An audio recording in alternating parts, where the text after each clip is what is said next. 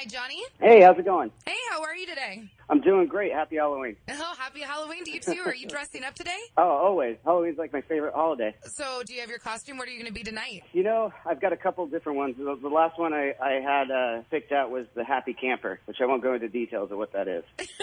I feel like I'm going to have to Google that after this. Well, let's talk a little bit about the new album. Now, you're the first rock band to drop a digital and physical album in one day. How hard was it to keep that a secret and not only that, get all the physical copies into the record stores?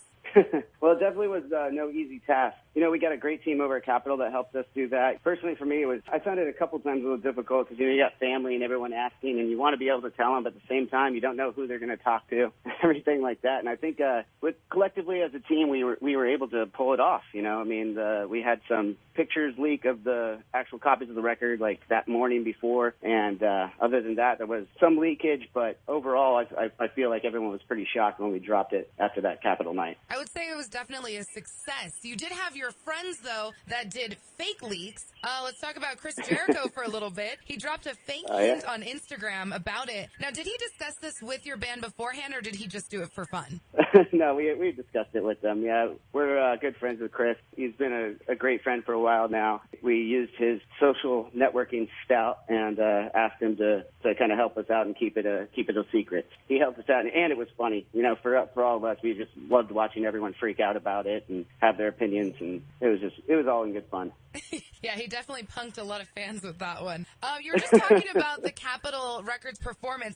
This was really cool because you had the 3D 360-degree live stream virtual reality performance. I feel like this kind of goes with the album because of the artificial intelligence theme, but what was the inspiration behind doing this for your fans? Well, I mean, it's definitely part of the like you hit on is the theme of the record and everything like that. It definitely ties in. Well, at the same time, that's kind of the day and age we're in right now. We wanted to do something that was different that not a lot of the people have done, and give something to the fans that they can see and almost touch, and have a good time with it. We've always been a kind of visual art band, and as technology has moved forward, we're able to do so much more with that. And we just always want to make sure that we're constantly thinking about that and being, one of the guys or one of the acts or one of the bands out there that are trying to keep it fresh. You are correct. Your band is very well known for the theatrical performances, also the pyro, all the special effects that you use. This album, though, is more of an artificial intelligence, like the theme we were saying. How can we see that incorporated into the Avenged live shows?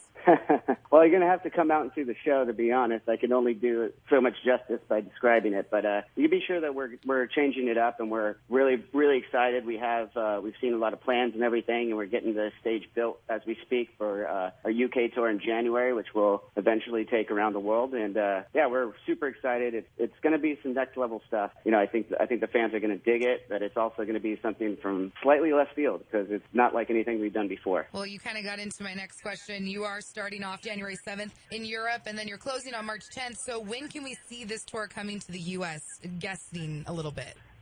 Sometime in the springtime of 2017. We'll be starting our routing here soon. We just got the release going, obviously, this week, so focusing on that. And while that's going on, we got our team starting to put together some routing and some shows, and we'll definitely be back. Nice. Well, this is also the first album that you have Brooks on, playing the drums. He's more predominantly known for his punk bands that he's worked with. How did that influence the new album and the sound of the drums on it? Well, it was heavily influenced by that, to be honest. We from the beginning of talking with Brooks, and before we even really started putting the pen to the paper, we knew that we wanted to let him go. We wanted his raw sounds. We knew what he was capable of and his feel and everything. And we loved the way that just the natural sounding drums sound. And not a lot of hard rock bands are just letting it all be what's there on the mic and everything like that. They're adding a lot of samples on things or effects or whatever. We just wanted the drums to be raw, and so you could really hear what Brooks Wackerman is capable of. The album does have the artificial intelligence theme, and the band really did kind of delve deeply into this.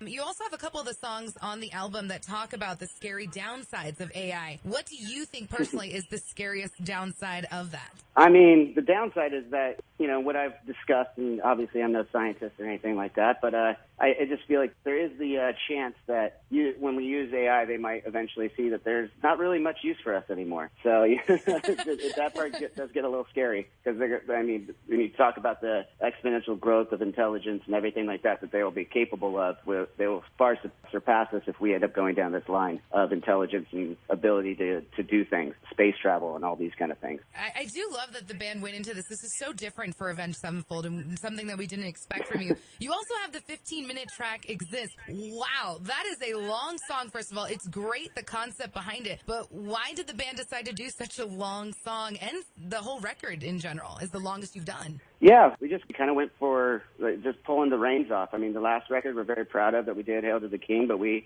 tightened everything up and we went for a certain sound and a certain vibe on the songs. And this time we wanted to just release the reins again and just let our music just keep coming out and make it naturally what we like to do. You know, it wasn't like we went out and like made sure each track was a certain length. I mean, there was often times when we were like, we're writing and we look back at the Pro Tools rig while we're demoing things out and we're like, oh wow, that's an 8.5-minute song. That one's going to be our first single, right on. And then you have songs like Exist, and we just wanted to let it take it to wherever it wanted to go, the song itself. And so by the end of it, we ended up with a 15.5-minute song, and we're like, okay, this is what it is. Yeah, and you had a very famous certain astrophysicist do a spoken word monologue on that.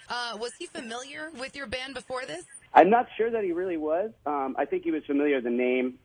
He'd probably heard it a little bit, maybe some stuff back in the day, like Backcountry and stuff, when we had a little bit of mainstream success. But he seemed to be more interested in how we presented it to him, like what the song was about, what the album was about, what we were trying to say in it. Yeah, he was on board like right away, and it was really cool because you send out those letters to people and you never know what you're going to get back. Too busy, not a fan, don't like what you're doing. You never know. Yeah. And then it comes out, and he was on board right away, and he was like, yeah, just here's a few of my essays, read through them, see what you like, and then I'll make an original, and it was rad. Yeah, he did do that. It made me kind of think, especially reading about how the band delved into this subject. If you could go through one extra subject or discuss in depth with Neil, what would it be? Oh man, that's a great question. I'd probably I would just want to hear him talk, to be honest. I don't think I'd just ask him to start, and then I'll just keep asking questions, because I could sit there and want to know about, more of the cosmos, more of the universe, more of how he feels about AI, the simulation theories and things like that. And I just want to know about all of it and where he sits on it. Well, thank you. Well, thank you so much. I'm so excited about the new album. It is out now. Avenged Sevenfold, go and get it. Johnny Christ, thank you so much. Thank you.